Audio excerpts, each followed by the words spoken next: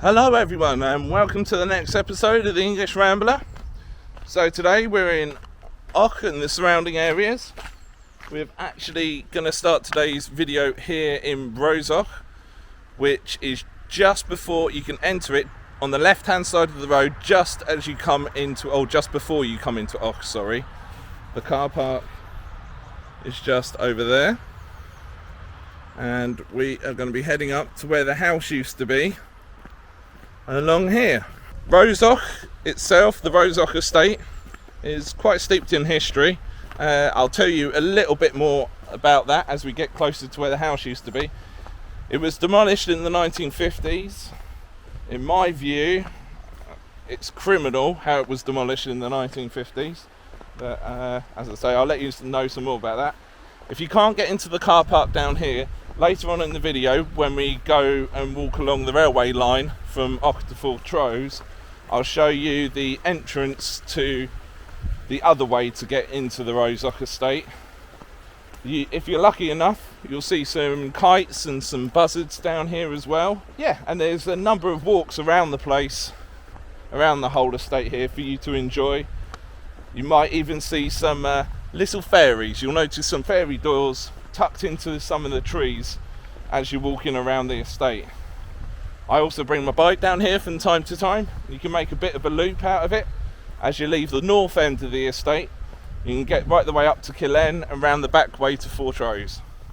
So guys, this is what is left from the Avoch estate.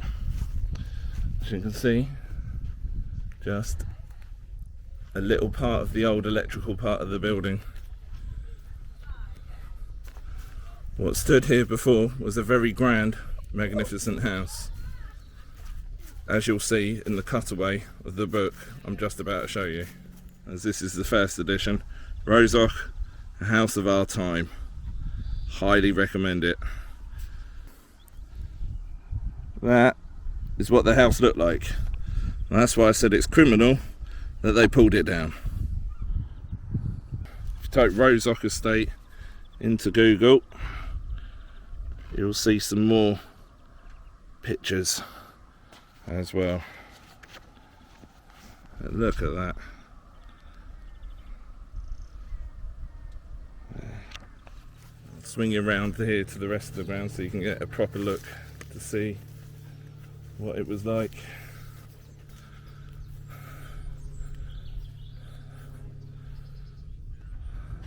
But there were two names for the Avoch estate. The earliest name for Avoch estate was Pinnanochty, and there's mention of Pittanochty.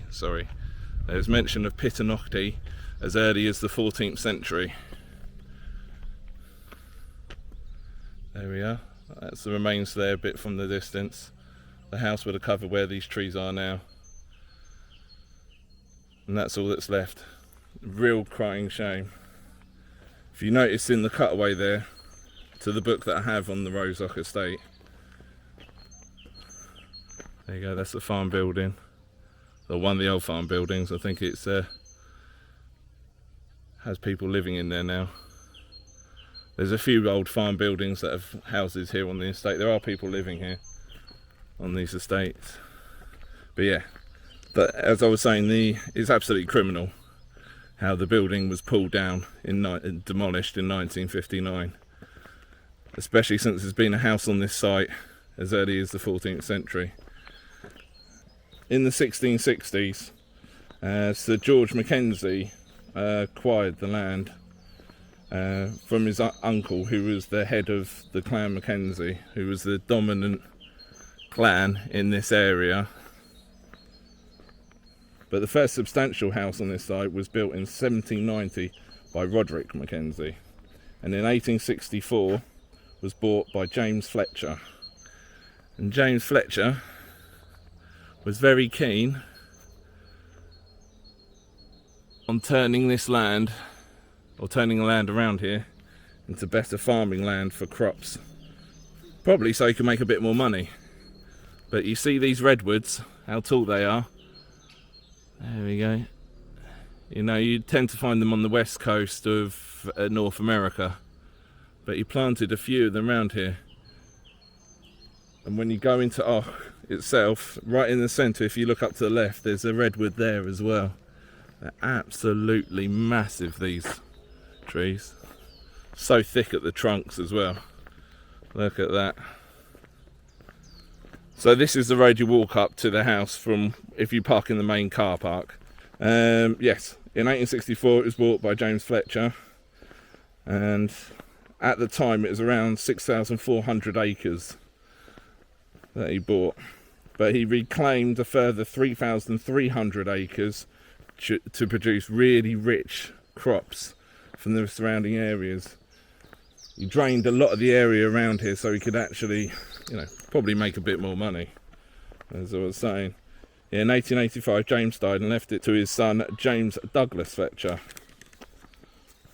and by 1893 William Flockhart, who was a very predominant Scottish architect at the time, was appointed to help improve the house and the design of the house. There you can just see the lower walls through the trees, just down there.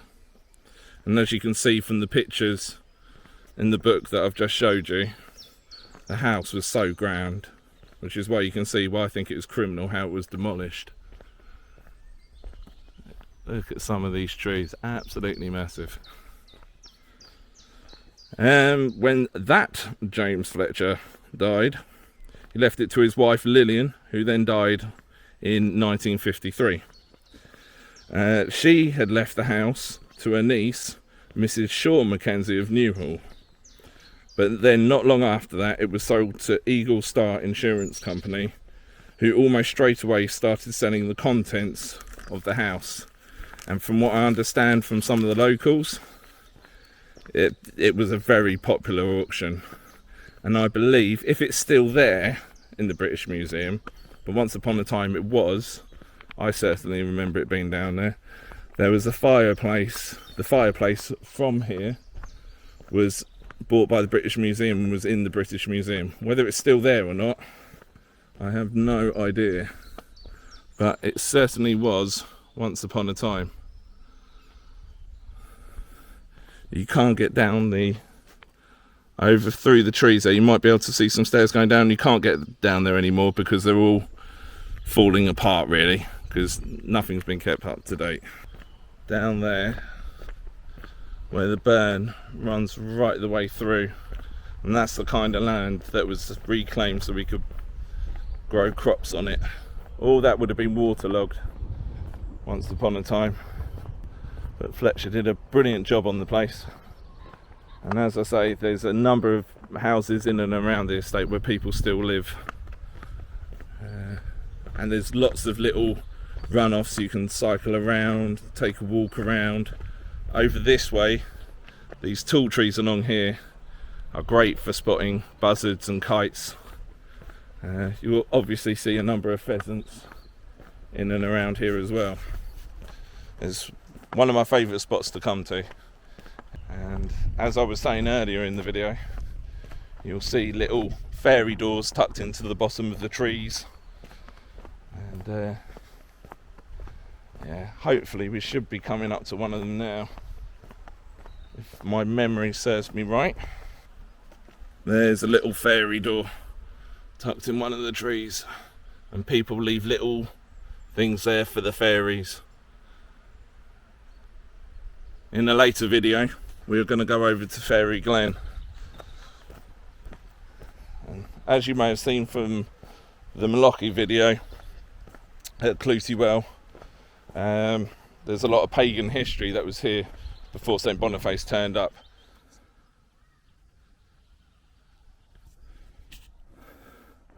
So then, this is not Muir View, or not Muir, as you can see.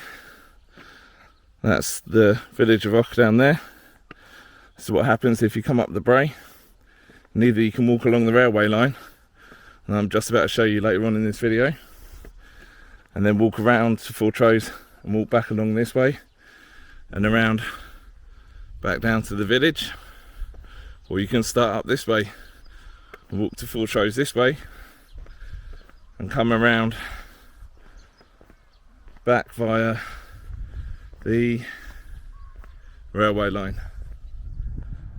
you'll notice when you come up here, there's lots of yellow hammers up this side of the hill, buzzards, kites. You find them, they like hiding in these trees up here. I mean, you get a good view. You just see the hills of snowy bits of the hills of Ben Wyvis over there. You got the TV mast there from Mount Eagle, and you got the beginning of the Great Glen right down that way. It's a bit misty over there in the distance, but it is the beginning of April, even if it is lovely and sunny and warm. But you can really see the view over the Moray Firth there. Over there was the Battle of Claddon. So you could really get a feel in 1746 when the battle was going on. People over here would have been seeing gun smoke going off and noise coming over the water there. On a day like today when it's so still. Right the way over there was where we were earlier on in the video, where Ormond Castle was. And Avoch Estate would just be in and amongst those trees over there. So guys, when you come into the centre of Avoch, then you take the left hand turn up the hill and take the next left hand turn that you can, and then another left hand turn. You'll come into a little area like this, cut down by these trees here, and I will take you all of the way along to the old viaduct. So there used to be a train station here or not. It was part of the Muir of Ord line. It was part of the Muir of Ord line that was opened in 1894, and it ran from Muir of Ord to Fortrose. The passenger service for it stopped in 1951, and the goods trains stopped running along the line in 1960 when it was fully closed. Now, there was also a stop when you were driving along the road coming down towards Avoch. There's a house on the right hand side, and that was a private station for the James Fletcher of Avoch. And then it went on to station here in Avoch. The station, there's not even a building like in Fortrose, which I'll show you later on in the video. There's not even a building that's been converted into houses left of the station. But what is left is part of the walking path, which I'll take you along in a moment once I've shown you the viaduct. It's part of the walking path that you can, and cycle path as well, that you can walk along today. And this bit down here is where is the viaduct that the train used to go over. I just thought it'd be a little bit interesting for you guys. I'm sure there's some train buffs watching this as well. I'd quite like to know. Here we go. So the station would have been where those houses are through the trees there, and we would have crossed over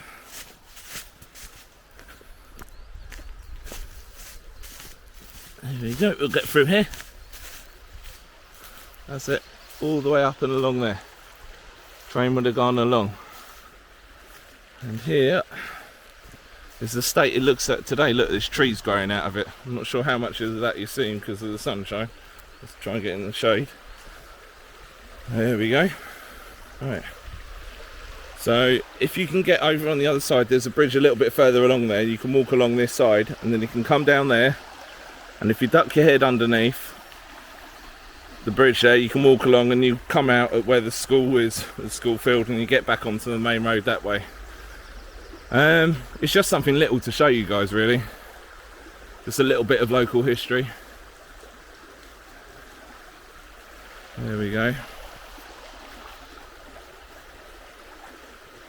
Bit of interest for you guys. So I'll take you over to the rest of the railway path that's still there. And I'll also show you the grave of Sir Alexander MacKenzie. And Sir Alexander MacKenzie was the first European to traverse the McKenzie River, named after him, in the late 1700s. I'll double check that for you in a second. But he's buried here in Avoch because he decided to retire here.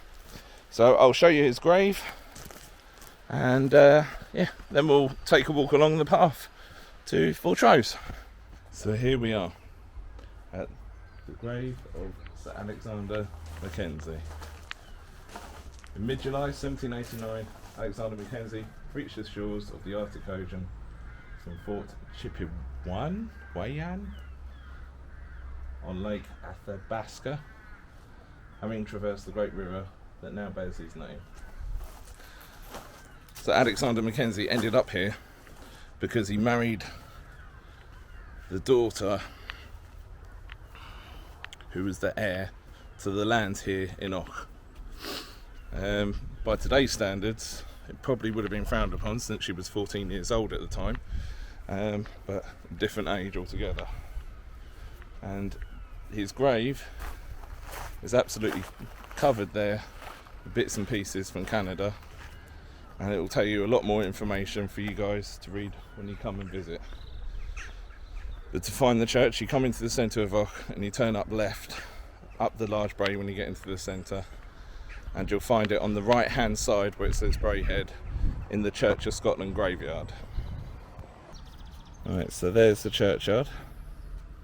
You can park the car along here, and this is the old train line. So if you follow this train line, or the old train line, sorry, you can walk or cycle along here right the way along to Fortrose. Really pretty walk along here. You get some good views about halfway along. There's a stone commemorating the Battle of Claddon. As I said earlier, you can see Claddon Field, or would have been able to see the smoke and the guns and everything else going off over there at Claddon. There we go. So this path will take you all the way to along to Fortrose. It's about, well, it says 3 kilometres on the sign, which I think is about 1.75 miles. So you just trek along this path, cycle, walk. It's fairly well maintained. There's a lot of people that walk along here. Ideally, cyclists, you want to use this path because that low road to get to Fortrose is a lot busier. If you come at the right time of the year, you'll find raspberries growing along the side. You'll find brambles growing along the side. Maybe even some. You might even find some plums growing along the side as well. You can see the rock formations, and if you take this walk right the way along, as I say, to Fortrose, you can also take the left hand turning, will take you up Muir of Ord, which is where we were earlier, as I've shown you some of the views from up there looking over the firth. So I'll see you at the end of this track in Fortrose. So the railway line would have ran all the way along this road here, and that there is the old station. There we go. There we go.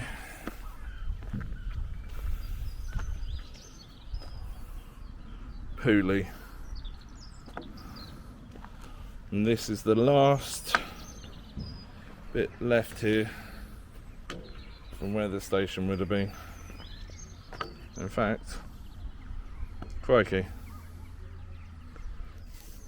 it's still moving.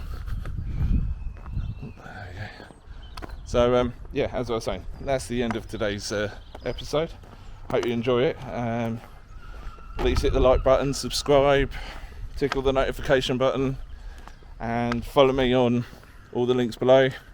And thanks very much again for joining me, and I'll catch you on the next episode here in Fortrose.